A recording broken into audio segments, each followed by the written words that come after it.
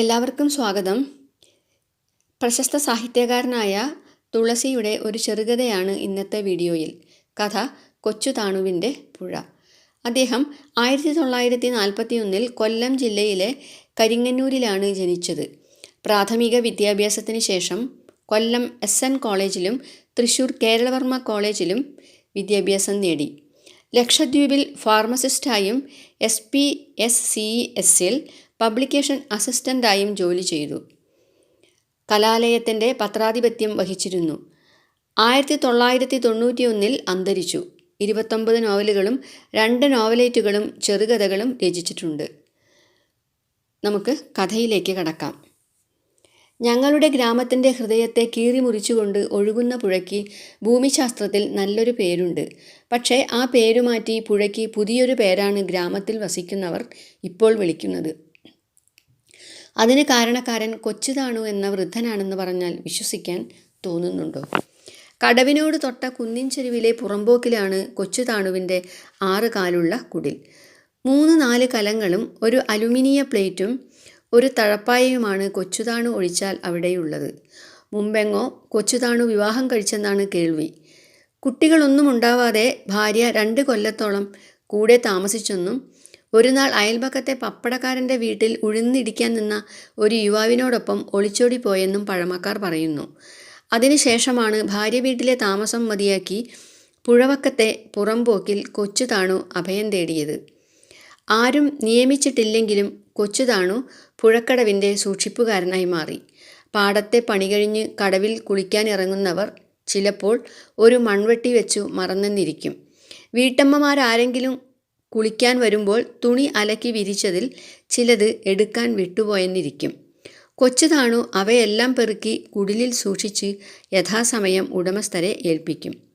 ഒരിക്കൽ മാളിക വീട്ടിലെ കൊച്ചമ്മ കുളിക്കാൻ വന്നപ്പോൾ കഴുത്തിൽ കിടന്ന 2 പവൻ്റെ മാലയൂരി പാറയിൽ വെച്ചിട്ട് മറന്നുപോയി. കൊച്ചുതാണു ആ മാലയുമായി ചെന്നപ്പോഴാണ് കൊച്ചമ്മ ആ മാലയുടെ കാര്യം ഓർത്തതു തന്നെ.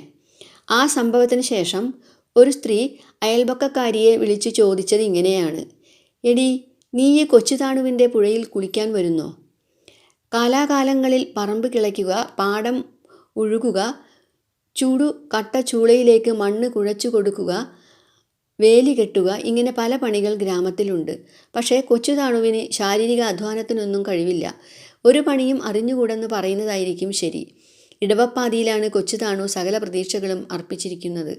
ആ ദിവസങ്ങളിൽ ചെമ്മണ്ണിൻ്റെ നിറമുള്ള വെള്ളം നുരയും പതയും സൃഷ്ടിച്ചുകൊണ്ട് പുഴയുടെ 2 കരകളും കവിഞ്ഞൊഴുകുന്നു. ഒരു കോണകം മാത്രം ധരിച്ചുകൊണ്ട് കൊച്ചുതാണു പ്രഭാതത്തിൽ പുഴയിലിറങ്ങിയാൽ തിരിച്ചു കയറുക അന്തിക്കാണ്. വെള്ളത്തോടൊപ്പം ഒഴുകിവരുന്ന വിറകുകളും മരക്കൊമ്പുകളും ആ നേരം കൊണ്ട് കൊച്ചുതാണു കരയ്ക്കെത്തിക്കും. അവയൊക്കെ ഉണക്കി വിറകാക്കി വിറ്റാണ് കൊച്ചുതാണു കുടിലിൽ തീ പുകയ്ക്കാനുള്ള വക നേടുന്നത്. അത്തവണ ഇടവപ്പാതിക്ക് കൊച്ചുതാണു മനസ്സിൽ വലിയ കണക്കുകൂട്ടലുകളൊക്കെ നടത്തി. നാട്ടിൽ വിറകിന് വലിയ ക്ഷാമമാണ്. പുഴയിൽ നിന്ന് കിട്ടുന്നത് ഉണക്കി സൂക്ഷിച്ചാൽ തീ വിലയ്ക്ക് വിൽക്കാം. ശേഷിച്ച മാസങ്ങൾ മുഴുവൻ ചിലവിനുള്ളത് നേടാൻ കഴിഞ്ഞേക്കും. വെള്ളപ്പൊക്കത്തിൻ്റെ 1-ാം ദിവസം തന്നെ അത് സംഭവിച്ചു. ഉണങ്ങിയ ഇലച്ചില്ലകളോടെ ഒരു വൃക്ഷശാഖ ഒഴുക്കിൽ വന്നെത്തി. കൊച്ചുതാണു വെള്ളത്തിലേക്ക് ചാടി. ആ നിമിഷം അക്കരെ നിന്ന് 5-6 ചെറുപ്പക്കാരും ചാടി നീന്തി. കൊച്ചുതാണു വൃക്ഷക്കൊമ്പിൽ പിടിച്ചു. പക്ഷേ കൂട്ടത്തോടെ നീന്തി വന്ന ചെറുപ്പക്കാർ ഒപ്പം അതിൽ പിടിയിട്ട് ആഞ്ഞു വലിച്ച് അക്കരയ്ക്ക് കൊണ്ടുപോയി. അരിശവും ദുഃഖവും അടക്കി കൊച്ചുതാണു പറഞ്ഞു: "എടാ കൊച്ചന്മാരെ, ഇതെൻ്റെ കടവാ. ഈ കടവിൽ നിങ്ങൾ കയ്യേറ്റത്തിന് വരരുത്." നീന്തുന്ന ചെറുപ്പക്കാരിൽ ഒരുവൻ വിളിച്ചു പറഞ്ഞു: "തൻ്റെ കടവോ? ആരാ തനിക്ക് ഈ കടവ് പട്ടയം തന്നത്?"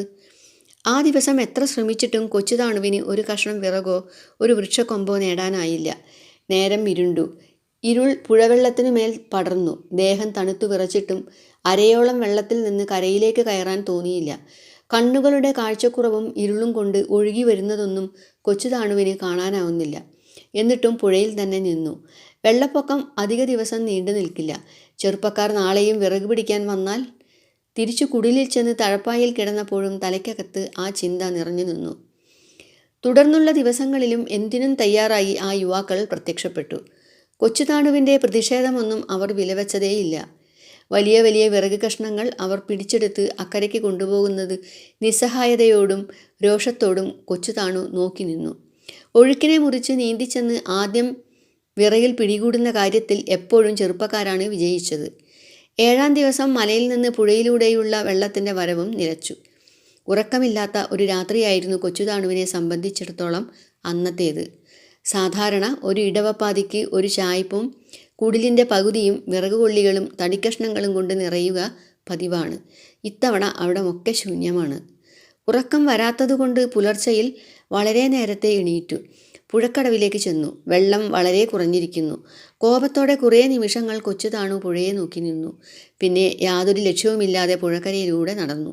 കുറേ അധിക ദൂരം പിന്നിട്ടു തെങ്ങിൻ തോപ്പിലാണ് എത്തിയത്. കൊഴിഞ്ഞുകിടന്ന മടലുകളും കൊതുമ്പും കാലിൽ തട്ടി. അരണ്ട വെളിച്ചത്തിൽ ഓരോ തെങ്ങിൻ ചുവടുകളിൽ തപ്പി അതെല്ലാം പെറുക്കിക്കൂട്ടി. വെയിൽ പരന്നപ്പോൾ കൊച്ചുതാണു മടലും കൊതുമ്പും മുറ്റത്ത് നിരത്തിയിട്ട് ഉണക്കിയെടുത്ത് കുടിലിൽ അടുക്കി വെച്ചു. അന്ന് വൈകുന്നേരം ഒരു ചായപിടിയക്കാരൻ വിറകന്വേഷിച്ചു വന്നു. ഒരു മടലിന് 10 പൈസ വെച്ചു വിറ്റു. പിറ്റേ ദിവസം കുറേ കൂടി വെളുപ്പിനെ എണീറ്റു. വേലിയും വളച്ചുകെട്ടുമില്ലാത്ത ആ തെങ്ങിൻ തോപ്പിൽ തപ്പി നടക്കാൻ അത് പ്രേരിപ്പിച്ചു. അന്നും ആ കൊഴിഞ്ഞു വീണ മടലും കൊതുമ്പും കിട്ടി. കൊച്ചുതാണു ആരോടെന്നില്ലാതെ പറഞ്ഞു. ഒരു വഴി മുട്ടിയപ്പോൾ ദൈവം മറ്റൊന്ന് തുറന്നു തന്നു. അതോടെ കൊച്ചുതാണു പുഴയെ തിരിഞ്ഞു നോക്കാതെയായി. വെളുപ്പിന് തെങ്ങിൻതോപ്പിൽ ചുറ്റി നടന്ന് കൊഴിഞ്ഞു വീണ മടലും കൊതുമ്പും പെറുക്കുന്നത് ഒരു അവകാശമായി കരുതി. ഒരു വെളുപ്പാൻ കാലത്ത് പതിവ് പോലെ തോപ്പിലേക്ക് കടക്കാൻ ചെന്നപ്പോൾ ദേഹം ചെന്ന് മുട്ടിയത് കമ്പിവേലിയിലാണ്. കൊച്ചുതാണു കോപം കൊണ്ട് തരിച്ചു നിന്നു. പിന്നീട് കമ്പിവേലിക്കിടയിലൂടെ നൂഴ്ന്ന് അകത്ത് കടന്നു. തെങ്ങിൻ ചുവടുകൾ ശൂന്യം. അങ്ങനെ അരിച്ചരിച്ച് നടന്നപ്പോൾ ഒരു ശബ്ദം. ആരാ അത്? ഞാൻ, കൊച്ചുതാണു.